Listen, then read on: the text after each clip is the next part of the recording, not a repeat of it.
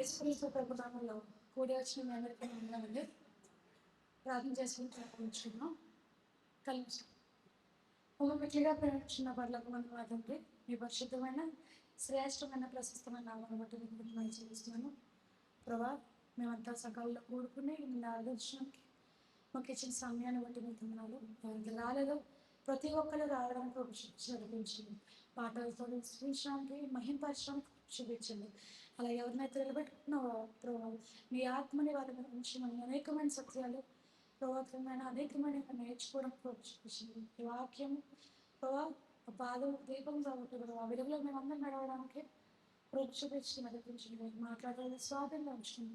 శిలీచాన్ని మరి చేసుకుని అనేకమైన సత్యం ఆశ్చర్యమైన సంగతులు మేము చూసినట్టు మా కన్నులు తెరవమని సహాయం వేసిన వాళ్ళకి పొందాలి.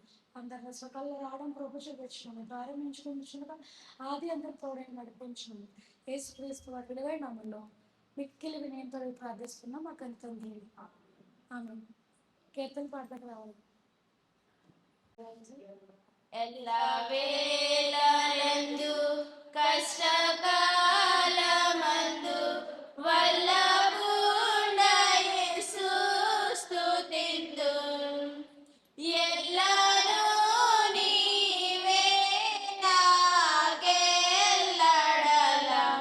వల్లపడదే వివరింప. ఎల్లను నీవే నాకెల్లడల వల్లపడదే వివరింప.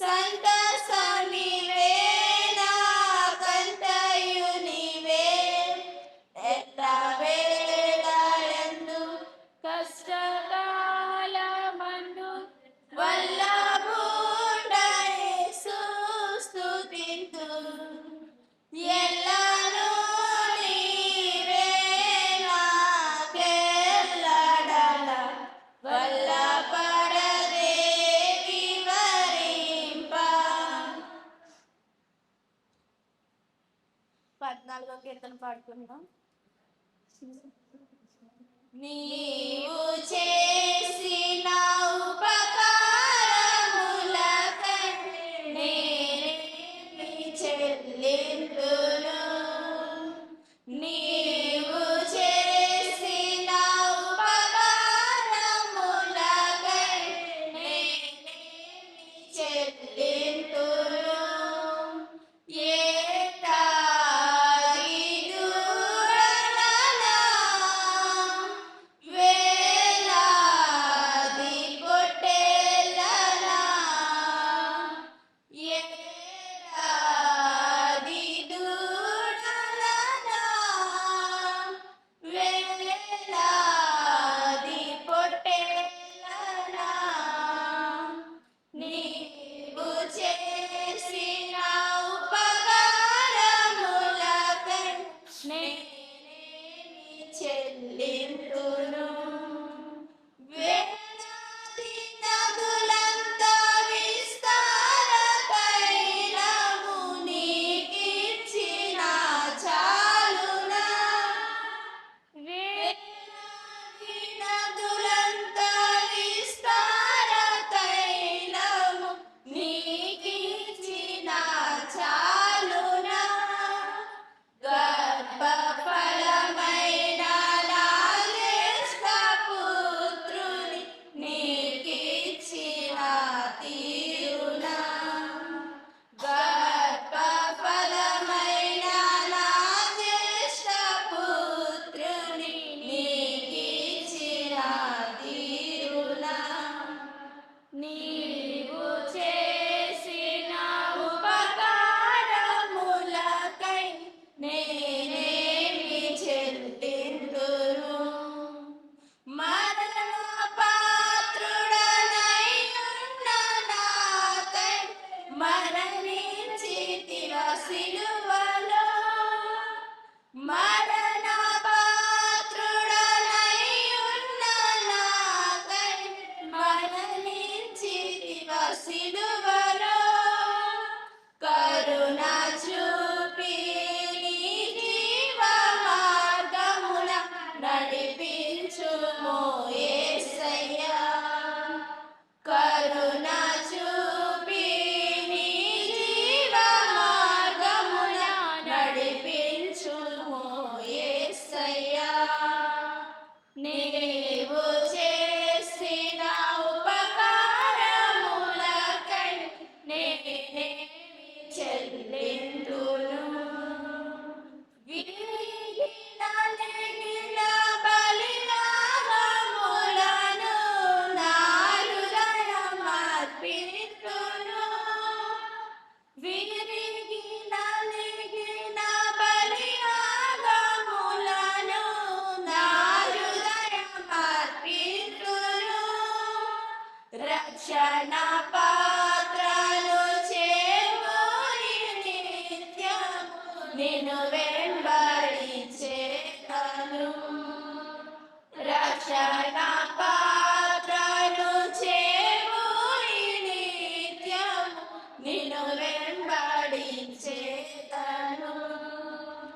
నీవు చేసిన ఉపకారములకై నేనేమి చెల్లింతును. స్త్రీల కొడుక్కి హాజరైనటువంటి మీ అందరికీ వందనాలు చెల్లిస్తున్నాను. గడిచిన బుధవారం నుంచి బుధవారం వరకు కాచి కాపాడిన దేవునికి ఎన్నో వందనాలు చెల్లిస్తూ ఇప్పటివరకు మీరు పాటల ద్వారా కనపరిచారు.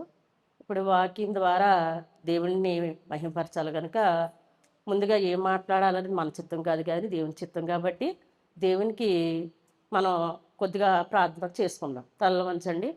పరలోకముందున్న మా తండ్రి, నీ ప్రియ కుమారుడును ప్రభువైన యేసుక్రీస్తు ద్వారా నాయన కొద్దిగా జ్ఞాపకం చేసుకోవడానికి ఇచ్చిన సమయాన్ని బట్టి నీకు స్తుతులు స్తోత్రాలు ప్రభా.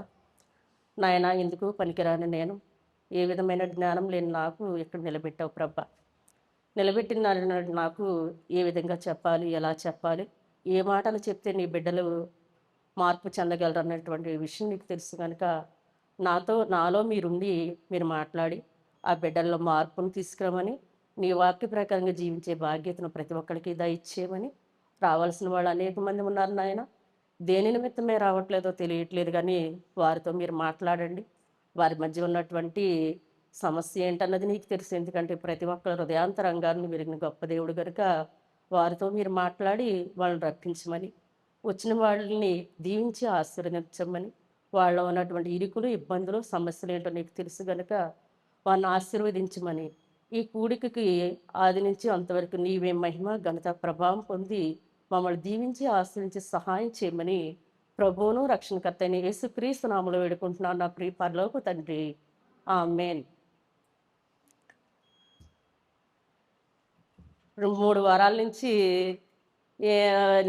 ఏదో ప్రిపేర్ అవుతూ వస్తున్నాను. ఎవరో ఒకరు వస్తారు అనుకుంటే ఎవరో రావట్లేదు. నేను కూడాను ఈ సమ్మర్‌లోను ఇంటికాడ ఉండి ఒకలాంటి నీరసం. ఇవాళ ఎంత నీరసం అంటే ప్రిపేర్ అయ్యాను. ఎందుకో నడుములాగి జస్ట్ అలా పడుకున్న వెంబటనే నిద్ర పట్టేసింది. ఎలా పట్టిందో నాకే తెలీదు. ఇక లేచిన కాడి నుంచి నీరసం. ఎంత నీరసం అంటే అసలు చచ్చి కూడా రానేమో అనుకున్నాను. పాస్టర్ గారికి ఫోన్ చేసి, అయ్యగారండి పసుపు కానీ నళిని కానీ సిద్ధపడ్డారా లేదో ఒకసారి కనుక్కోండి, లేకపోతే నేనే వచ్చేస్తానులేండి, మళ్ళీ నా వల్ల స్త్రీల కూడికి అంతరాయం ఎందుకు కలగాలి అని ఫోన్ చేద్దాం అనుకుంటున్నాను. కానీ ఉన్నదే 5 నిమిషాలే. ఫోన్ చేయడం ఎందుకు, ఈ 5 నిమిషాలు ఫోన్ చేస్తే టైం అంతా వేస్ట్ అయిపోతూ ఉంటుందని చెప్పి గబగబా స్నానం చేసి చీర గవ్వ కట్టుకుని వచ్చేయడం జరిగింది. అంటే అంత నీరసంగా ఉంది. కానీ దేవుని చిత్తం ఏమైనా సరే ప్రిపేర్ అయ్యాను. కానీ దేవుని మాటలు చెప్పాలా లేదా అన్నది దేవుడి చిత్తం. ప్రిపేర్ అయ్యేటప్పుడే అనుకున్నాను, నాయన చర్చికి వెళ్ళి చెప్పాలని నువ్వు సిద్ధపాటు కలిగి ఉంటే నన్ను సిద్ధింపు చెయ్యి, లేదు అంటే వెళ్ళి వాక్యం వింటానులే నాయన అనుకున్నాను నేను. కానీ దేవుడు అనుకున్న రీతిగా మళ్ళీ నన్ను ఎక్కడ నిలబెట్టడం జరిగింది. అన్నీ దేవునికి ఎన్నో వందనాలు. అయితే ఈరోజు మనం చెప్పుకునేటువంటి ఒక విషయం కనుక ఉంది. మనం ఎప్పుడు స్త్రీల గురించే చెప్పుకుంటున్నాం, కూడా ఈరోజు కూడా స్త్రీ గురించే చెప్పుకుంటున్నాము. ఈమె యాజకుని కుమార్తెగా ఉందట.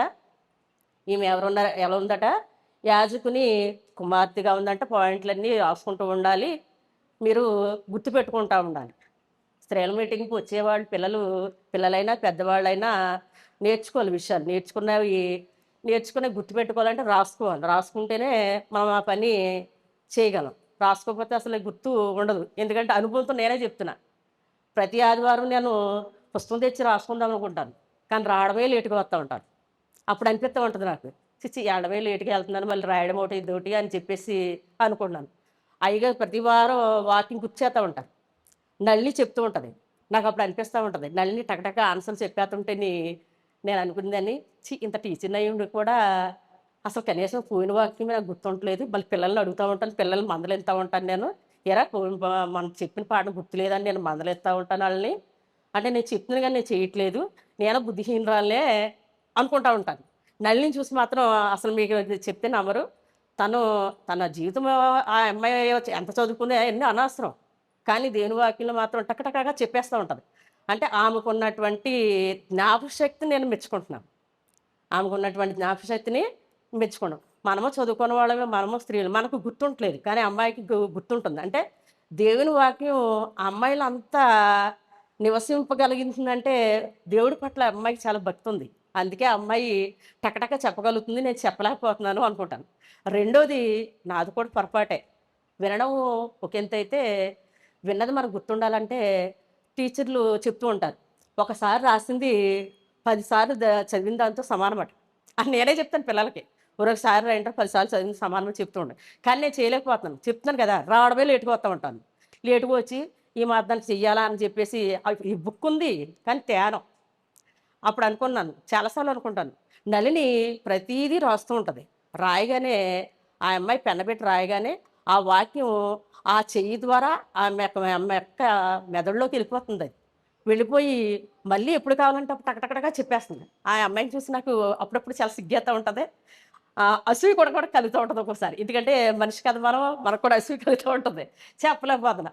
ఆ అనుభవంతో మీకు చెప్తున్నాను, అమ్మాయి నాలాంటి పొరపాటు మీరు కూడా చేయొద్దు. ఎందుకంటే మనం ఇక్కడికి వచ్చేది నేర్చుకోవడానికి కదా.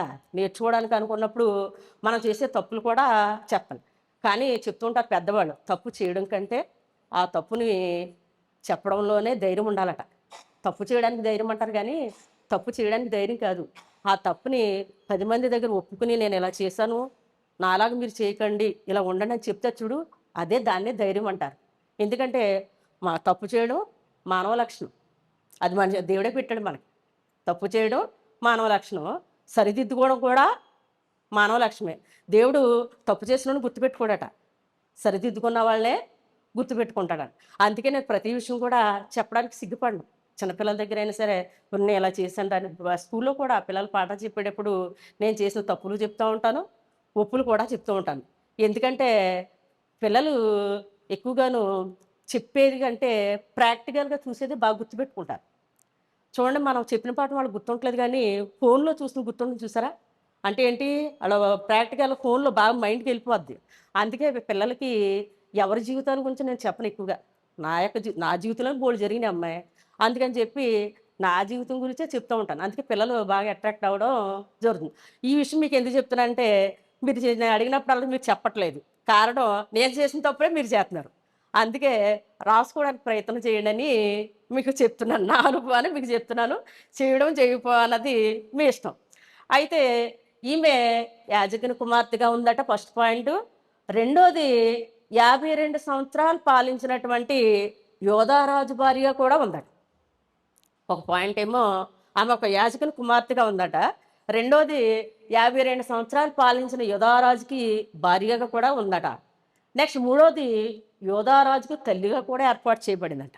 అంటే 3 ఘనతలు పొందింది ఆమె 3 ఘనతల్ని పొందింది. మనం కూడా పొందొచ్చు, అలాంటి ఘనతల్ని మనం కూడా పొందవచ్చు. ఎవరు ఆమె అంటే జెరూషా. ఆమె పేరేం పేరట? జెరూషా. మరి ఈమె పేరు జెరూషా అని మనం చెప్పుకున్నాము. అసలు ఈమె బైబిల్లో ఉందో లేదో మనం చూసుకోవాలి కదా. దాన్ని చూసుకోవాలంటే 2 రాజులు 15వ అధ్యాయం 33వ వచనం చదవండి అమ్మా. 2 రాజులు 15వ అధ్యాయం 33వ వచనం. అతడు 25 ఏళ్ళ వాడు. ఉమ్, ఉమ్, ఉమ్, ఉమ్. సాదోకు కుమార్తె అయిన జెరూసా. అంటే ఆమెనే యెరూషా అని కూడా పిలుస్తారట. ఆమెనే ఏమని పిలుస్తారట? యెరూషా అని కూడా పిలుస్తారు. అంటే 2 పేర్లు గుర్తుపెట్టుకోవాలి మీరు.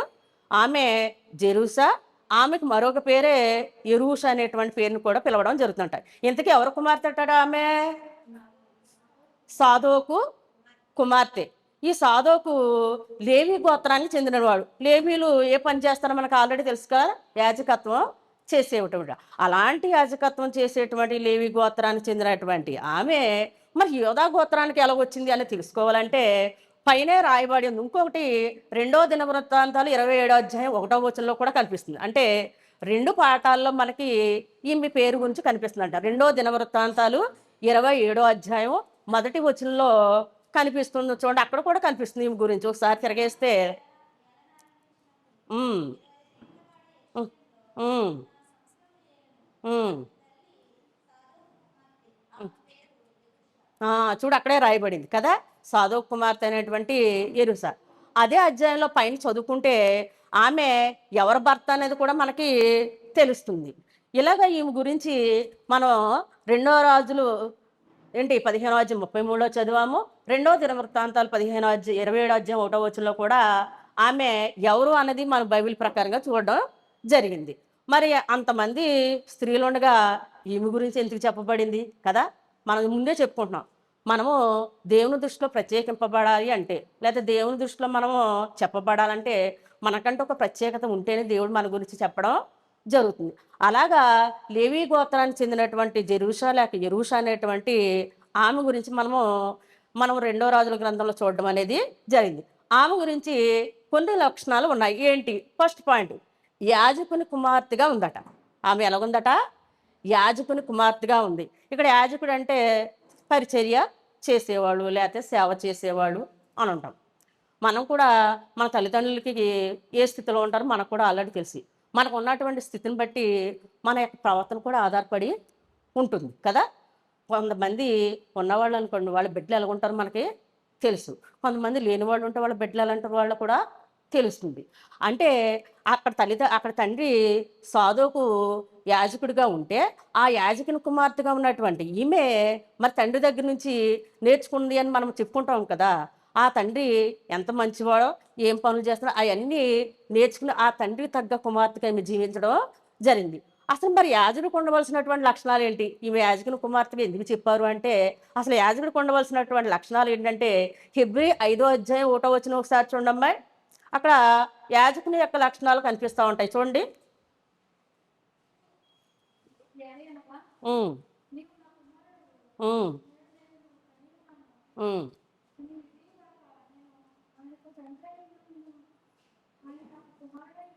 ఉమ్, ఉమ్. 5వ అధ్యాయం 1వ వచనం చదివావా? ఉమ్. అది చూడండి. ప్రతి యాజకుడు ఎలా ఉంటాడంట? మనుషుల నుండి ఏర్పరిచిన వాడే. ఆ, ఆ, ఆ, ఆ, ఆ, ఆ, మనుషుల నిమిత్తమును ఏర్పడమను. అసలు యాజకుడు అంటే అర్థం ఏంటంటే, అటు దేవునికిని ఇటు మనుషులకి మధ్యవర్తిగా ఉండేవాడే యాజకుడు. ఎందుకంటే మనం చేసినటువంటి పాపాలని క్షమించడానికి, బలులు అర్పించడానికి నియమించబడినటువంటి వ్యక్తే యాజకుడు అన్నటువంటి విషయం మనం హెబ్రీ పత్రికలో తెలుసుకోవడం జరిగింది. అలాంటి యాజకుని కుమార్తెగా ఉన్నటువంటి ఈమె మరి తన తండ్రి చేస్తున్నటువంటి పని మనకు తెలుసు కదా. మనుషుల నిమిత్తం నియమింపబడిన వాడు, మనుషుల నిమిత్తం పాప పరిహారార్థంగా బలులు అర్పించేటువంటి ఒక మంచి వృత్తి కలిగినటువంటి ఆ వ్యక్తిని చూస్తూ బ్రతుకుతుందంట ఎవరు? జెరూషా అనేటువంటి ఆమె. అలాగే యాజకుని కుమార్తెగా ఉన్నటువంటి ఆమె అయితే మరి యాజకుడు ఎలా ఉండాలని చెప్పి లేవీకాండం 21వ అధ్యాయం 18, 20 వచనంలో చూస్తే తెలుస్తుంది. అసలు యాజకుడు అనేవాడు ఎలా ఉండాలి, యాజకుడు ఎందుకు వచ్చాడు అన్నది మనకు తెలిసింది. అంటే దేవునికి మనిషికి మధ్యవర్తిగా బలులు అర్పించేవాడే యాజకుడు అని తెలిసింది. ఆ వచ్చినటువంటి యాజకుడు మరి ఏ విధంగా ఎలాంటి వాడిని సెలెక్ట్ చేయాలి అన్నటువంటి విషయం మనం లేవీకాండం 21వ అధ్యాయం 18, 20 చూడమ్మా.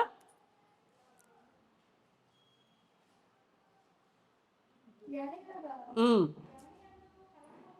ఉమ్, ఉమ్, ఉమ్, ఉమ్, ఉమ్, ఉమ్, ఉమ్,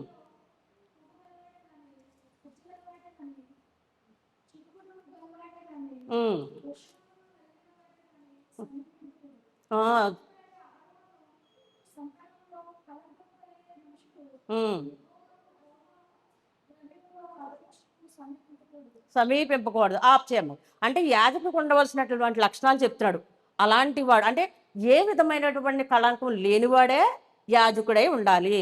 అలాంటి కళంకం లేనటువంటి వ్యక్తే సాధోకు. అలాంటి కళంకం లేని వ్యక్తి సాధోకు అయినప్పుడు మరి ఆయన చూస్తూ బ్రతికినటువంటి జెరూషా కూడా అలాగే ఉంటుంది కదా. మరి అలాగే ఉండాలి కదా. అలాగే నేర్చుకుందంట. అలాగే నేర్చుకుంది కాబట్టి మరి యాజకుడికి ఏమేం లక్షణాలు ఉండాలో, ఎలాంటి యాజకుడు ఉండాలో మనకి తెలిసింది. మరి యాజకురాలు కూడా ఎలా ఉండాలన్న విషయం మనకు తెలియాలి కదా. యాజకురాలు అంటే జంటు మా యాజకుడు ఎలా ఉండాలో, ఏ లక్షణాలు ఉంటే యాజకుడు అవుతాడో మనకు తెలిసింది. మరి యాజకురాలు కూడా ఎలా ఉండాలి అని అంటే అక్కడ చెప్తున్నాడు చూడండి. అదే లేవీకాండం 21వ అధ్యాయం 9వ వచనంలో కనుక యాజకురాలు ఎలా ఉండాలనేది అక్కడ రాస్తాడు చూడండి. ఆ, ఉమ్, ఉమ్, ఆ, అగ్నితో ఆమెని దహించవలను. ఆ పాయింట్ అండర్లైన్ చేయండి. ఆమె జారత్వం చేసిన కనుక, జారత్వం వల్ల ఉంది అంటే అంటే తప్పుగా ప్రవర్తించినట్లయితే, తప్పుడు క్యారెక్టర్ కలిగినట్లయితే. ఇక్కడ తప్పుడు క్యారెక్టర్ అంటే మనం అనుకుంటాం లోకానుసారంగా ఆలోచించి పక్కవాళ్ళతో అంటే వేరే వేరేగా ఊహించేసుకుంటాం. అక్కడ జారత్వం అంటే అర్థం కేవలం ఆ పని చేయడమనే కాదు, 3 లక్షణాలు చెప్పుకోవచ్చు. అసూయ కలిగి ఉండడం, ద్వేషం కలిగి ఉండడం, అబద్ధం కలిగి ఉండడం, ఏంటి తల్లిదండ్రుల పట్ల అవిధేయత కలిగి ఉండడం, పెద్దలను గౌరవించుకోవడం, పక్క వాళ్ళని చిన్న చూపు చూడడం, ఇవన్నీ జారత్వంలోకి వచ్చే లక్షణాలే. ఇవన్నీ కూడా జారత్వం వచ్చినటువంటి లక్షణాలు. అలాంటి లక్షణాలు కలిగి ఉందనుకోండి అమ్మాయి, ఆ తండ్రి కూడా ఎలాగవుతాడట? జారత్వం చేసిన వాడే అవుతాడు. అలాంటి వాడు యాజకుడి కింద పని చేస్తాడా? మనం అనుకుంటాం. యాజకుడు అంటే ఇంకా చెప్పాలంటే మన సంఘంలో ఉంటారే సంఘ పెద్దలు, సంఘ పెద్దలనే యాజకులు అంటారు.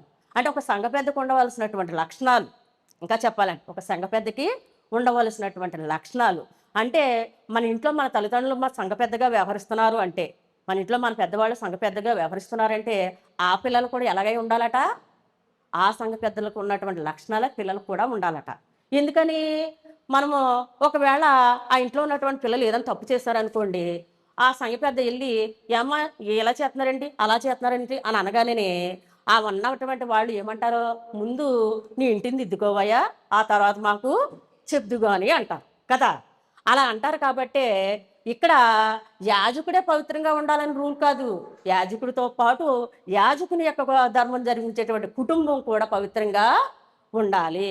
అక్కడ మగవాళ్ళే యాజక ధర్మం నిర్వహిస్తారు కాబట్టి వాళ్ళే పవిత్రంగా ఉండాలని రూల్ లేదు. అక్కడ ఉన్నటువంటి యాజక ధర్మాన్ని నిర్వహించేటువంటి వాళ్ళకి బాధ్యతలను ఎవరైతే నిర్వర్తిస్తున్నారో, అక్కడ తల్లి అవ్వచ్చు, భార్య అవ్వచ్చు, చెల్లి అవ్వచ్చు, ఎవరైనా అవ్వచ్చు, వాళ్ళు కూడా ఎలా ఉండాలంట, పవిత్రంగా ఉండాలి. అంటే యాజకుడే కాదు పవిత్రంగా ఉన్నాడు, యాజక ధర్మం నిర్వహించేటువంటి ఆ కుటుంబంలో ఉన్నవాడు కూడా పవిత్రంగా ఉన్నట్లయితే ఆ యాజకుడికి గౌరవం అనేది లభిస్తుందని చెప్పి మనం చెప్తూ ఉంటాం. ఇలాగా యాజక ధర్మం నిర్వహించే అంటే యాజకుడు మనకి ఎందుకు అవసరము, యాజకుడు ఎలా ఉండాలి, యాజక ధర్మం నిర్వహించేటువంటి కుమార్తె కూడా ఎలా ఉండాలనే విషయం మనకి తెలిసింది. ఈ రీతిగా చెప్పుకుంటూ పోతే మనకు కూడా ఒక ప్రధాన యాజకుడు ఉన్నాడు కదా. ఆయన ఎవరు?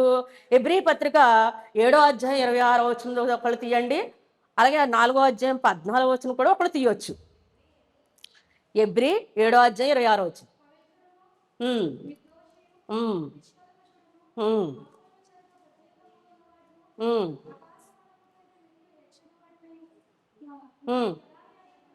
మనకున్నాడు. చూడండి, ఒక ప్రధాన యాజకుడు మనకున్నాడంట. ఆ ప్రధాన యాజకుడికి ఎన్ని లక్షణాలు ఉన్నాయో మనకు వాక్యంలో చెప్పబడుతుంది కదా. ప్రధాన యాజకుడు లేదా సంఘ పెద్దగా ఉన్నామని చెప్పుకోవడమే సరిపోదు. ఆ సంఘ పెద్దగా ఉండవలసినటువంటి అతనికి ఉండవలసినటువంటి లక్షణాలు, ఆ సంఘ పెద్దకి ఉండవలసిన లక్షణాలు కాదు, ఆ సంఘ పెద్దకు ఉన్నటువంటి భార్యకి, కుమార్తె అంటే కుటుంబ యావత్తుకి కూడా అలాంటి లక్షణాలు కలిగి ఉండాలని చెప్పి మనకు తెలిసింది. ఎందుకంటే యేసుప్రభు గారు అంత పరిశుద్ధంగా ఉన్నారు కాబట్టి యేసుప్రభు గారి కుటుంబం మనమే కదా, అంతే కదా. మన లోకానుసారంగా చూసుకున్నట్లయితే సంఘ పెద్ద కుటుంబం ఎలా రీతిగా ఉంటుందో మన ప్రధాన యాజకుడు క్రీస్తే కనుక మరి మనకు కూడా కుటుంబం ఉంది. ఎవరో మనం అందరం ఆయన యొక్క అక్కలము, చెల్లెళ్ళము, తమ్ముళ్ళము కదా. మరి ఆయన పరిశుద్ధుడిగా ఉంటేనే సరిపోతుందా? మనం కూడా పరిశుద్ధంగా ఉండాలి కదా. ఎందుకంటే మనం చేసేటువంటి పనుల ద్వారా అప్పుడప్పుడును మనం బయట సపోజ్ చెప్పుకుందాం, నా మీటింగ్లు అవి జరుగుతున్నాయి. ముందు రోజు ఒక ఆయన చాలా బాగా వాక్యం చెప్పారు. చాలామంది విన్నవాళ్ళు అన్నారు, అబ్బా ఎంత బాగా చెప్పారు వాక్యం అన్నారు. లాస్ట్ రోజున ఒక ఆయన వాక్యం చెప్పాడు, గట్టిగా అరుచుకుంటూ చెప్పారు. ఆ ముందు రోజు చెప్పినటువంటి ఆ జనము రెండో రోజు అన్నారు, ఏంటంత అరిసరిసి చెప్తాడేంటి అని అన్నారు. దేవుడు ఇదే నేర్పాడా అని రకరకాల మాటలు వచ్చేస్తాయి. అంటే మనము ఎవరిని దూషిస్తున్నాము? మన అన్నయ్య అయినటువంటి ఆ యేసుప్రభు గారిని దూషిస్తాం. అంటే మనం చేసేటువంటి పనుల్ని ద్వారా మన అన్నని దూషిస్తున్నాం. అంటే ఇక్కడ ఎందుకు చెప్తున్నా అంటే మన చేసేటువంటి పనుల ద్వారా మన ఇంటి పెద్ద అయినటువంటి యాజకుడికి ఏ విధమైనటువంటి కళంకం వస్తుందో మనం చేసేటువంటి తప్పుల ద్వారా కూడా, అంటే మన కుటుంబంగా ఉన్నటువంటి మన ద్వారా చేసినటువంటి తప్పుల ద్వారా, మనం చేసినటువంటి పనుల ద్వారా ఎవరికి కళంకం ఏర్పడుతుందంట? క్రీస్తు ప్రభువుకి కళంకం అనేది ఏర్పడుతుంది. మనం అనుకుంటాం మనం ఏమైనా దేవుడిని దూషించడం, మనం ఏమైనా దూషిస్తున్నామేంటి? మనం ఎప్పుడైనా ఆయన దూషించామా? మనం ఎప్పుడైనా ఆయనకి వ్యతిరేకంగా మాట్లాడామా? మనం ఎప్పుడైనా ఆయనకి వ్యతిరేకంగా చెప్పామా అని మనం అనుకుంటాం. మనం అనలేదు, మన నోటితో మనం అనలేదు, ఎదుటి వాళ్ళ చేత అనిపించాము. ఎదుటి వాళ్ళ చేత అనిపించడం అంటే మనం చేసే పనులు ఉంటాయి కదా, మనం చేసే పనుల ద్వారా ఆ దేవుణ్ణి మనం ఏం చేసాం? దూషించేటట్లు చేసాము. అందుకే క్రీస్తు ప్రభువు గారు ఎంతగా కళంకం లేకుండా ఎంత పరిశుద్ధంగా ఉన్నాడో ఆయన పిల్లలమైనటువంటి మనం కూడా పరిశుద్ధంగా ఉండాలని కోరుకుంటున్నారు. ముందే చెప్పాను కదా, అక్కడ ఉన్నటువంటి సంఘ పెద్ద పరిశుద్ధంగా ఉంటేనే సరిపోదు, ఆయన కుటుంబంలో ఉన్నవాడు కూడా పరిశుద్ధంగా ఉండాలని చెప్పింది.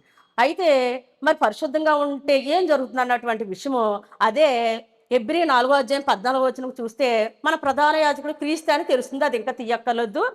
రెండోది 12వ అధ్యాయం 14వ వచనం కనుక తీసుకున్నట్లయితే చూడండి, అక్కడ పరిశుద్ధత లేకుండా దేవుణ్ణి చూడలేమన్నటువంటి వాక్యం కనబడుతుంది కదా. మనం మన మాటలతో అంటాము, నాకు రాత్రి దేవుడు కనిపించాడు, నాకు దేవుడు ఇది చెప్పాడు. చాలామంది మనకి పాస్టర్లే చెప్తూ ఉంటారు. అసలు దేవుడు కల్పిస్తే మనం బ్రతకగలమా అసలే? బ్రతకగలమా? అసలు ఆ మాట ఎందుకంటున్నారు నాకు చాలాసార్లు ఆ మాట అన్నవాళ్ళని నాకు అడిగేయాలన్నంత కోపం వస్తూ ఉంటది. కానీ దేవుడు చెప్పాడు కదా! ఏమని? ఎదుటి వాళ్ళకి తీర్పు చెప్పే స్థితిలో నువ్వు లేవు. ఎదుటి వాళ్ళకి తీర్పు చెప్పే స్థితిలో నేను ఉన్నానా? నేను అనుకుంటాను. కోపం వస్తది. ఆ మాట అనగానే దేవుడు నేను చూసాను. రాత్రి నాకు ఇది చెప్పాడు. నేను ఇలా చేయమన్నాడు. నన్ను ఎళ్ళమన్నాడు అని చెప్తూ ఉంటారు కదా! అసలు పరిశుద్ధత లేకుండా దేవుడిని చూడడాన్ని వాక్యం స్పష్టంగా కనపడుతుందక్కడ. పరిశుద్ధత లేకుండా దేవునిని చూడడానికి వాక్యం చక్కగా ఎబ్రీ 12వ అధ్యాయం 14వ వచనంలో చక్కగా కనపడుతుంది. అలాంటి అసలు పరిశుద్ధత ఎవరికుందమ్మా ఈ లోకంలో? ఎవరికైనా ఉందా? ఏదో ఒక అవయవం ద్వారా మనము ఏదో తప్పు చేస్తూనే ఉంటాం. అలాగా పరిశుద్ధత లేకుండా దేవుని చూడలేడన్న వాక్యం నాకు తెలిసినప్పటికీ కూడా మనం దేవుని చూసామని చెప్పుకుంటున్నాం. ఆ మాట అనగానే మనము ఎవరిని కళంకపరుస్తున్నాం? దేవుడినే కల్పనిస్తాం. ఎందుకంటే నచ్చినోళ్ళేమో అయ్యో! దేవుడిని చూసాడంటమ్మా, దేవుడంట వాక్యం చెప్పాడంట అని మెచ్చుకుంటారు. నచ్చనోళ్ళు ఏమంటారో తెలుసా? వీడా దేవుడిని చూసాడా? దేవుని పేరెట్టుకుని ఎన్ని అబద్ధాలు చెప్తున్నాడు అని అనగానే ఆ మాట అన్నవాడికి తగలలేదు. ఎవరు తగిలింది? పైనున్న దేవుడికి తగిలి దేవుడు అనుకుంటాడంట నా నా నామం పేరున ఎన్ని అబద్ధాలు చెప్పేస్తున్నారా? అనవసరంగా నా మాటని పెడదోవ పెట్టిచ్చేసి నన్ను అగౌరవపరిచేస్తున్నాడు దేవుడు అనుకుంటూ ఉంటాడట. అనుకుని అప్పుడు అలాగా ఒకసారి ఆయనకి కోపం రాదట. ఎందుకంటే మనకంటే ఆయనకి ఓర్పు సహనం ఎక్కువని మనకు ఆల్రెడీ తెలుసు కదా! ఓర్పు సహనం ఎక్కువ కాబట్టే అంత సిలువ శ్రమను ఆయన భరించడం జరిగింది. మనకి చిన్నదొచ్చితేనే గబగబా డాక్టర్ దగ్గరికి వెళ్ళిపోతాం కదా! అలాంటిది అసలు ఆయనకి ఎన్ని గాయాలైనయి. అంటే ఆయనకున్న ఓర్పు సహనం అంత ఉంటదట. ఆ ఓర్పు సహనం వల్ల ఆయన మనకి వెంటనే పనిష్మెంట్ ఇవ్వడట. చూసి బుద్ధి చెప్పడానికి. ఎందుకంటే దేవుడు ఏ బిడ్డని చంపేయాలనుకోడట. మార్పు చెంది రావాలనే కోరుకుంటాడు. అందుకని చెప్పి మార్పు కోసం మనకి చిన్న ముట్టుకాయలేస్తాడని ముందే చెప్పాను. అది వ్యాధి రూపంలోను, దెబ్బల రూపంలోను, మాటల రూపంలోను, పక్క వాళ్ళ చేత మనం చదివిస్తూ ఉంటాడు చూసారా? అవి కూడా ఒక కారణమే. అవి కూడా ఒక కారణమే. ఇలాంటి రూపాల్లో మనకు బుద్ధి చెప్తూ ఉంటాడంట. రెండోది మత్తయి 5వ అధ్యాయం 8వ వచనంలో హృదయ శుద్ధి గలవారు ధన్యులు వారు దేవుని చూస్తారని చెప్పాడు. చూడండి ఈ వాక్యం కూడాను. హృదయ శుద్ధి గలవారు ధన్యులు దేవుని చూస్తారంట. హృదయం ఎప్పుడు చూసినా పక్కోళ్ళని తిట్టుకుంటానే ఉంటది. మరి దేవుని చూసానని ఎలా చెప్తున్నారు అసలే? చెప్పండి. దేవుని చూసానని ఎలా చెప్పాడు అసలే? అదో మాట వేస్తూ ఉంటది. ఈ మాట కూడా వస్తూ ఉంటది.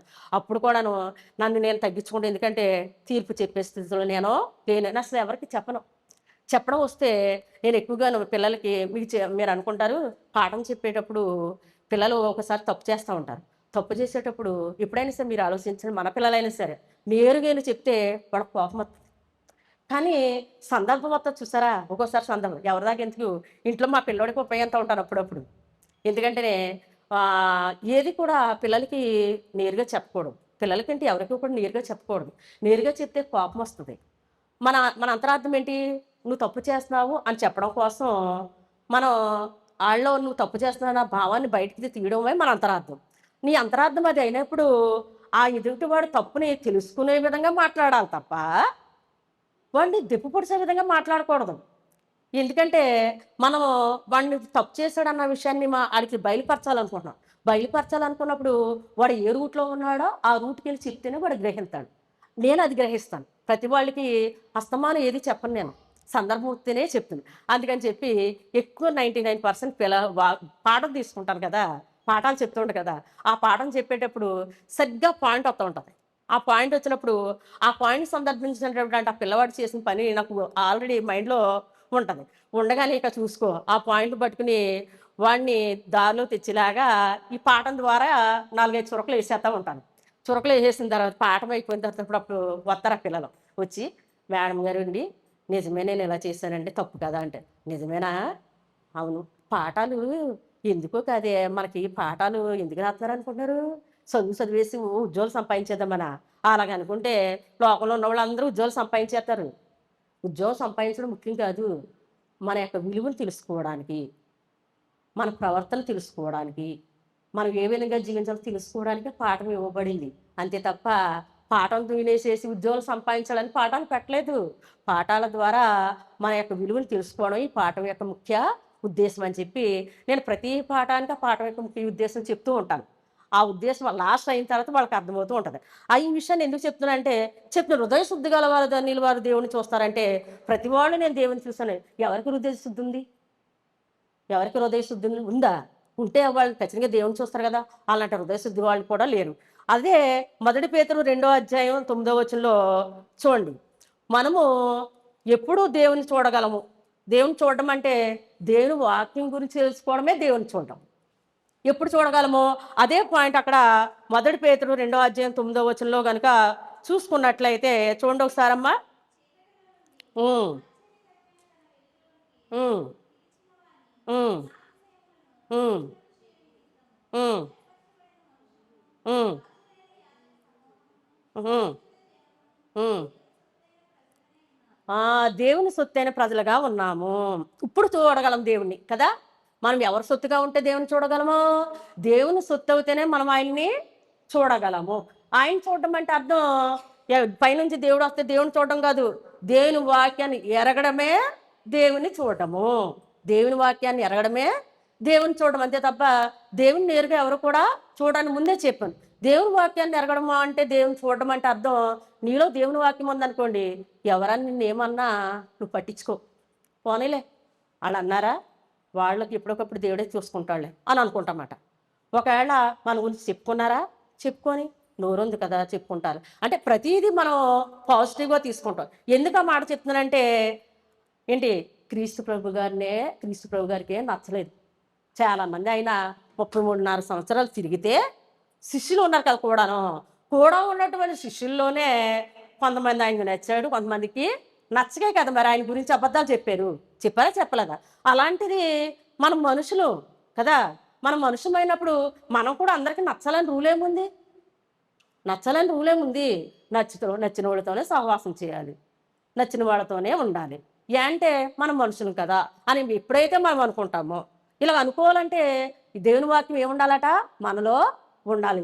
దేవుని వాక్యం మనలో ఉంటేనే దేవుడిని మనం చూసినట్టు. ఎందుకంటే దేవుని వాక్యం మనల్ని కరెక్ట్‌గా నడిపిస్తదట. మనం ఏదైనా చెయ్యాలన్నా, ఏదైనా అనాలన్నా వెంటనే దేవుని వాక్యము ఆత్మరూపంలో మన ప్రేరేపణ చేస్తూ ఉంటదట. చూడండి మనం దారంట వెళ్తుంటేనే ఏదైనా ఒక పని చెయ్యాలన్నా, చెయ్యొద్దన్నా మన శరీరం ఏమో చేయమంటది. ఆత్మేమో చేయొద్దంటది. ఆ ఆత్మ చేయొద్దంటుంది అంటే కారణం ఆత్మ మన అధీనంలో ఉండదట. ఎవరి అధీనంలో ఉంటుంది? దేవుని అధీనంలో ఉంటుంది. ఆ దేవుని అధీనంలో ఉండాలంటే మనం ఎవరి సొత్తై ఉండాలంట? దేవుని సొత్తై ఉండాలి. అలా దేవుని సొత్తై ఉంటే గనుక ఖచ్చితంగా మన ఆత్మ మంచి దారిలోకి మంచి దారిలోకి ప్రయాణం చేయడం జరుగుతుంది. అలాగా ఈమె యాజకుని కుమార్తెగా ఉంది. ఇదంతా ఎందుకు చెప్పానంటే ఆమె తన తండ్రి యాజకుడిగా ఉంటే ఆ యాజకుడిగా చేస్తున్నటువంటి అతనికి ఒక యాజకుడిగా నిలబడ్డాడంటే అతనికి ఉన్నటువంటి లక్షణాలు మనం చెప్పుకున్నాం. అలాంటి లక్షణాలు కలిగినటువంటి సాధోకు కుమార్తెగా ఉందట. అలా కుమార్తెగా ఉన్నటువంటి ఈమెకి ఎప్పుడు కూడా గర్వం లేదంట. మనము ఇలాంటి లక్షణాలు ఇలాంటి ఉన్నత స్థితిలో ఉన్నాం అనుకోండి, ఆటోమేటిక్‌గా మన శరీరంలోకి గర్వం అనేది వస్తూ ఉంటది. గర్వం వస్తుందా రాదా? ఎక్కువ చదువుకున్నా, లేతే ఎక్కువ స్థితిలోకెళ్ళినా ఏంటే మనిషి కదా! హృదయం మంచిది కదా అసల. ఏం మాట్లాడుతుందో, ఏం చేస్తుందో కూడా మనకి తెలీదు. మనం అనుకుంటాం ఒక్కోసారి ఏంటి నేను ఇలా చేశానేంటి అనుకుంటాం. కానీ ఎదవ మనసది. తెలియకుండానే వచ్చేస్తా ఉంటది. తెలియకుండానే ఎళ్ళిపోతా ఉంటది. ఎందుకంటే మనిషి మాత్రం ఇక్కడే ఉంటాం గానీ, మనసు ఎక్కడెక్కడెక్కడో తిరిగొచ్చేతా ఉంటదంట. ఎందుకంటే దానికున్న స్పీడ్ ఎవరికీ ఉండదు. ఎక్కడెక్కడో చూసొచ్చేతా ఉంటదంట. ఆ మనసును అదుపు చేయాలి అంటే దేవుని వాక్యం మాత్రమే ఆ మనసును అదుపు చెయ్యగలదు. అందుకే దేవుని వాక్యము మనలో ఉంటే గనక మనం ఖచ్చితంగా దేవుణ్ణి చూడగలము. అలాంటి స్థితిని కలిగి ఉంది ఎవరు? జెరూష. అలాంటి స్థితిని కలిగి ఉంది. మరి మనం అలాంటి స్థితిని కలిగి ఉన్నామా? నిజంగా అలాంటి స్థితిని కలిగి ఉంటే మన మనసు ఎక్కడెక్కడికో వెళ్ళిపోతున్నా లేకపోతే ఏదేదో పట్టించుకున్నా అలాంటి పనులు మనం చెయ్యం. వెంటనే దేవుని వాక్యం మనల్ని ఏం చేస్తది? అడ్డగిస్తూ ఉంటుంది. రెండో పాయింటు రాజైన ఉజ్జయాకు భార్యగా ఉందట. రాజైనటువంటి ఉజ్జయాకు భార్యగా చూడండి. అంత రాజైనటువంటి ఉజ్జయాకు భార్యగా ఉందంటే రెండో దినవృత్తాంతాలు 26వ అధ్యాయము అక్కడ మనం తీసుకున్నట్లయితే మొదటి నుంచి 5 వచనాలు గనక తీసుకున్నట్లయితే రాజైన ఉజ్జయాకు భార్యగా ఉందని అన్నటువంటి అక్కడ విషయం మనకి తెలుస్తుంది.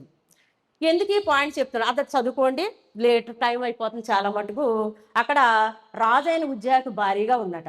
రాజైనటువంటి ఉజ్జయాకు భార్యగా ఉన్నటువంటి ఆమె చూడండి గర్వించలేదట. కానీ రాజైన ఉజ్జియా మాత్రం గర్వించాడట. రాజైన ఉజ్జియాకు భార్యగా ఉన్నటువంటి జెరూషా గర్వించలేదు, కానీ రాజైన ఉజ్జియా మాత్రం గర్వించాడంట. ఏ విషయంలో గర్వించాడంటే అక్కడ రాయబడింది 2వ దినవృత్తాంతాలు 26వ అధ్యాయము 16వ వచనం కనుక తీసుకున్నట్లయితే అక్కడ చూడండి. అక్కడ ఆ, ఆ, ఉమ్, ఉమ్, ఉమ్, ఉమ్, ఉమ్, ఉమ్, ఉమ్, ఉమ్, ఉమ్, ఉమ్, ఉమ్, ఉమ్, ఉమ్, ఉమ్ అని చెప్తే చివరికి అతనికి కుష్ఠరోగం వచ్చిందండి. ఇదంతా చదువుకుంటే చాలా టైం అయిపోతుంది చూడండి. అతడు గర్వించాడు. అంటే నా భార్య లేవి గోత్రానికి చెందింది కదా, లేవి గోత్రానికి చెందిన వాళ్ళు యాజక ధర్మం చేస్తారు కదా, నేను కూడా యాజక ధర్మం చెయ్యొచ్చు అనేటువంటి ఊహించేసి యోధా గోత్రానికి చెందినటువంటి ఈయన దోపత్తి వేయడానికి వెళ్తుంటే ఎంతమంది చెప్పినా సరే వినలేదు. కానీ దేవుడు కోపం వచ్చి ఏం చేశాడట? ఆ, కుష్ఠరోగం వచ్చాడంట. అలాంటి కుష్ఠరోగం వచ్చినటువంటి భర్తను చూసి ఈమె గర్వించలేదు, కోపడలేదు. ఏమి ఇంతకీ ఇతని గురించి మనం ఎందుకు చెప్పుకుంటున్నాం అంటే అలాంటి కుష్ఠరోగం వచ్చినటువంటి భర్త పట్ల ఈమె దేవునికి విజ్ఞాపన చేసింది. ఎందుకంటే దేవుడు కోపం వస్తే దేవుడు నాశనం చేసేస్తాడని జెరూషాకు తెలుసు. ఎందుకంటే ఆమె ఎవరికి ఒక కుమార్తె? యాజక ధర్మం చేస్తున్నటువంటి ఒక కుమార్తె. యాజకుడు అక్కడ బలులు అర్పిస్తున్నాడు. చేసినటువంటి పాపానికి బలులు అర్పించేటువంటి స్థితిలో ఉన్నటువంటి వ్యక్తిని యొక్క కుమార్తె. ఎందుకు చేస్తాడు, ఏ విధంగా చేస్తాడు, ఇవన్నీ ఆమెకు తెలుసు. అయ్యో దేవుడికి వ్యతిరేకంగా చేశాడు, నా భర్తని ఏమని చేస్తే నా కుటుంబం ఏమైపోతుందని చెప్పి ఆమె దేవునికి విజ్ఞాపన చేసిందంట. అంతేగాని నేను రాజుగారి భార్యను కదా, నేను ఎందుకు చేయాలి, పోతే పోని అని చెప్పి మనం వాళ్ళు అనుకుంటూ ఉంటాం. కానీ ఈమె ఆ విధంగా గర్వించలేదంట. గర్వించకుండాను తన భర్త కోసం విజ్ఞాపన చేసిందంట. అందుకే దేవుడు అంతమంది స్త్రీలు ఉన్నా కానీ ఈమె జెరూషా గురించి చెప్పడం గల కారణము. మరి బోళంత మంది రాజులు ఉంటారు కదా, రాజుకు బోళంత మంది భార్యలు ఉంటారు కదా, మరి ఉజ్జియాకి చాలా మంది భార్యలు ఉన్నారు. ఏ భార్య గురించి కూడా చెప్పబడలేదు. ఆ భార్యకు ఉన్నటువంటి కొడుకుల గురించి కూడా చెప్పలేదు. కేవలం జెరూషా గురించి ఎందుకు చెప్పబడిందంటే రాజు అయినటువంటి ఉజ్జియా గర్వించి పాపం చేస్తే అలాంటి ఉజ్జియా గురించి దేవుని సన్నిధానంలో విజ్ఞాపన చేస్తే దేవుడు మంచి గొప్ప వరాన్ని ఇచ్చాడంట. అక్కడితో ఆ వంశాన్ని నాశనం చేసేయాలి, కానీ నాశనం చేయకుండా ఈమె చేసినటువంటి విజ్ఞాపనకే. అంటే ఇది చూసి మనం ఏం నేర్చుకోవాలంటే మన ఇంట్లో కూడా కొన్ని పొరపాట్లు జరుగుతూ ఉంటాయి. జరిగినాయి కదా అని చెప్పి వాళ్ళతో పాటు మనం కూడా తప్పు చేయకూడదట, దూషించకూడదంట. వాళ్ళ కోసం మనం ఏం చేయాలంట? విజ్ఞాపన చెయ్యాలి. ఎందుకు చెప్తున్నానంటే తప్పు చేయడం మానవ లక్షణం అని ముందే చెప్పాను కదా. తప్పు కావాలి ఎవరు చేయరు, ఆటోమేటిక్గా ఆ హృదయం గర్విస్తేనే పాపం అనేది చేయడం జరుగుతుంది. అలా పాపం చేసినటువంటి భర్త కోసం మీ విజ్ఞాపన చేస్తే దేవుడు ఆ విజ్ఞాపన విని మంచి వరాన్ని ఇచ్చాడంటే ఏంటది? 3వ పాయింట్, రాజు అయిన యాతాముకు తల్లిగా మారింది. ముందే చెప్పాను కదా, యోధారాజుకు తల్లిగా మారిందని చెప్పాను కదా. రాజు అయిన యాతాముకు అంటే అక్కడ 2వ దినవృత్తాంతాలు 27వ అధ్యాయము మొదటి నుంచి కనుక చూసినట్లయితే 6వ వచనం కనుక తీసుకున్నట్లయితే యాతాము ఎవరు అనేది మనకు తెలుస్తుంది. చూడండి ఒకసారి. ఉమ్, ఆ, ఆ, ఉమ్. యెరూషా 6వ వచనం ఒకసారి చదవమ్మా. అక్కడ యథార్థంగా ప్రవర్తించండి. చూడండి, అక్కడ జెరూషా చేసినటువంటి విజ్ఞాపన వల్ల దేవుడు అక్కడితో ఆ వంశాన్ని నాశనం చేయకుండా మరొక రాజు నిలబెట్టేలాగా యోతామునిచ్చాడు. అంటే తనకి యోతం అనేటువంటి బిడ్డను ఇచ్చి రాజుగా నిలబెట్టాడంట. ఎన్ని సంవత్సరాల వయసులో? 25 ఏళ్ల వయసులో. చూడండి, 25 సంవత్సరాలకి రాజు అయ్యాడంటే ఎంత గ్రేటు. మనం చదువుకుంటున్నాం కదా, అసలే చదువు 23 సంవత్సరాలకు డిగ్రీ అయిపోద్ది. అయిపోగానే 25 సంవత్సరాలకు ఉద్యోగం వచ్చిందంటే ఎంత గ్రేటు. ఎంత దైవభక్తి ఉంటే, ఎంత వినయ విధేయతలు ఉంటే, ఎంత జ్ఞానం ఉంటే మనం అలా సంపాదించగలం. జ్ఞానము ఒక వ్యక్తి అయితే దేవుని యందు భయభక్తులు కలిగి ఉంటే కనుక తప్పకుండా మనం ఆ పని చేయగలమట. ఆ పని యాతాం చేయగలిగాడు. ఎవరో విజ్ఞాపన వల్ల? తల్లి యొక్క విజ్ఞాపన వల్ల. అక్కడ తల్లికి భక్తి ఉంటేనే సరిపోదు, తల్లితో పాటు కుమారుడు కూడా ఉన్నది కాబట్టి 25 సంవత్సరాలకు రాజు అయ్యాడట. అలాంటి రాజు అయినటువంటి ఆ యోతాంకి ఒక తల్లిగా మార్చబడింది. చూడండి, ఆమె యాజకుని కుమార్తెగా ఉంది, తర్వాత యోధారాజుకి భార్యగా ఉంది, యోధారాజుకి తల్లిగా ఉంది. ఇన్ని లక్షణాలు పొందినటువంటి ఆమెకు ఎక్కడైనా గర్వం అనేది కనిపించిందా? అసలు గర్వం అనేదే కనిపించలేదు. కారణము ఆమె ఎవరిని చూసింది? దేవుని చూసింది. అనగా దేవుని వాక్యము ఆమెలో ఉంది. దేవుని వాక్యము ఆమెలో ఉంది కనుక ఈ లక్షణాలను ఆమె పొంది. కానీ చూడండి, లాస్ట్గా ఆమె జెరూసా అనే మాటకు అర్థం ఏంటంటే స్వాధీనం లేక సొత్తు. స్వాధీనం లేక సొత్తు అనేటువంటి మాటను మనం చూసుకోవచ్చు. అది చూడండి, మా 1 కొరింథీ 6వ అధ్యాయం 19వ వచనం 20వ వచనంలోను చూడండి ఒకసారి. 1 కొరింథీ 6వ అధ్యాయము 19వ వచనం 20వ వచనం కనుక చూసినట్లయితే మీరు సొత్తు కాదు విలువ పెట్టి కొనబడిన వారు అని ఉంది కదా. ఉమ్, ఉమ్, ఉమ్, ఉమ్, ఉమ్. చూడండి, ఆ పేరుకు స్వాధీనం లేక సొత్తు అని ఉంది. అంటే ఎవరిని సొత్తుగా చేసుకోవాలి? సొత్తు అంటే హత్తుకుంది. ఎవరిని హత్తుకుందట? దేవుణ్ణి హత్తుకుంది. ఆమె పేరు తగ్గటువంటి జీవితాన్ని జీవించింది. దేవుణ్ణి హత్తుకుంది కాబట్టి లేవి గోత్రంగా ఉన్నటువంటి ఆమె యోధా గోత్రానికి రావడం జరిగింది. ఆ యోధా గోత్రంలో వంశవాళ్ళు ఈమె పేరు చేర్చడం జరిగింది. అంటే యోధా గోత్రం అంటే క్రీస్తు ప్రభు గారిదే కదా. క్రీస్తు ప్రభు యొక్క వంశవాళ్ళలో చేర్చబడింది. కారణం ఎవరిని హత్తుకుందంట? ఆమె దేవుణ్ణి హత్తుకుంది. మనం కూడా దేవుణ్ణి హత్తుకున్నట్లయితే దేవుడు కూడా మన జీవితంలో అనేకమైనటువంటి ఆశీర్వాదాలు చేస్తారు. మన కుటుంబం అంటే చెప్తున్నాం కదా, మన భర్తకి, మన పిల్లలకి, మన ఇంట్లో వాళ్ళందరికీ ఆశీర్వాదం రావాలంటే మన ద్వారా కదా. ఇప్పుడు రాజైనటువంటి ఉజ్జయ గర్వించాడు కదా అని చెప్పి అలాగే వదిలేసిందనుకో, ఆ కుటుంబం అంతటితో నాశనం అయిపోయేదా లేదా? కానీ ఆమె ఆ పని చేసిందా? దేవునికి విజ్ఞాపన చేసింది. మనం కూడా మన కుటుంబాల్లో అప్పుడప్పుడు చిన్న చిన్న పొరపాట్లు అనేవి వస్తూ ఉంటాయి, లోపాలు జరుగుతూ ఉంటాయి, ఏవో జరుగుతూ ఉంటాయి. ఎన్ని జరిగినప్పటికీ కూడా ఆ దేవుని దగ్గర కనుక వచ్చినట్లయితే, ఆ దేవుని కనుక హత్తుకున్నట్లయితే, ఆ దేవుని చూడడం అంటే దేవుని వాక్యాన్ని దగ్గరకు వచ్చినట్లయితే జెరూసా వలె మన కుటుంబం కూడా ఆశీర్వదింపడం జరుగుతుందని చెప్పడం జరిగింది. దేవుడి వాక్యాన్ని దీవించిన గాక. అర్థమైందా పాఠం? జెరూసా అంటే అర్థం ఏంటి? సొత్తు లేక స్వాధీనం. మరి జెరూసా యొక్క మరో పేరేంటి? యెరూషా.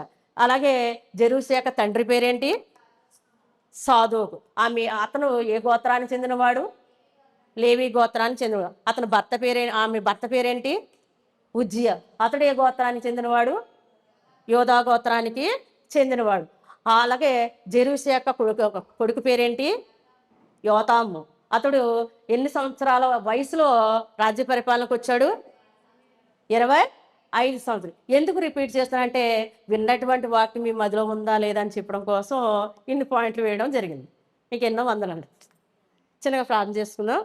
పరలోకమందున్న మా తండ్రి, నీ ప్రియ కుమారుడును ప్రభువైన యేసుక్రీస్తు ద్వారా నాయన కొద్ది విజ్ఞాపనం చేసుకోవడానికి ఇచ్చిన సమయాన్ని బట్టి నీకు స్తుతులు స్తోత్రాలు నాయన. ఇదిగో నాయన ప్రభా, జెరూసా అనేటువంటి ఆమె వల్ల మేము నేర్చుకోవడం జరిగింది. జెరూసా ఏ విధంగా అయితే దేవుణ్ణి హత్తుకుందో, లేతే నిన్ను స్వాధీనం చేసుకుందో, అంటే స్వాధీనం చేసుకోవడం అంటే దేవుని వాక్యం ద్వారా నిన్ను చూడడం జరిగింది. ఇక్కడ ఉన్నటువంటి ప్రతి బిడ్డ కూడా ఆ రీతిగా నిన్ను చూడాలంటే దేవుని వాక్యం మాలో నివసించాలన్నటువంటి ఉద్దేశం ప్రతి బిడ్డ కలిగి జీవించాలని చెప్పి అడుగుచున్నాను. ఆయన సహాయం చేయండి. విన్నటువంటి వాక్యం పుట్టుకుని పోకుండా వాళ్ళ హృదయాల్లో పదిలిపరిచి వాక్య ప్రకారంగా జీవించే బాధ్యతను దయచేయమని, అలాగే తండ్రి ఎవరెవరు ఏ అక్కర్లతో, ఏ సమస్యలతో, ఏ ఇబ్బందులతో ఉన్నారో నీకు తెలుస్తున్నాయినా. ఎందుకంటే పేరున మేము చెప్పలేం, కానీ ప్రతి ఒక్కళ్ళ హృదయ రహస్యాలు ఎరిగిన దేవుడు కనుక ఏ బిడ్డ అయితే నా దేవా అని పిలుస్తుండో ప్రతి ఒక్క బిడ్డ యొక్క విజ్ఞాపన మీరు ఆలకించి దీవించి ఆశ్రయించి సహాయం చేయమని ప్రభువును రక్షణకర్త అయిన యేసుక్రీస్తు నామమున వేడుకుంటున్నాను నా ప్రియ పరలోకపు తండ్రి. ఆమేన్.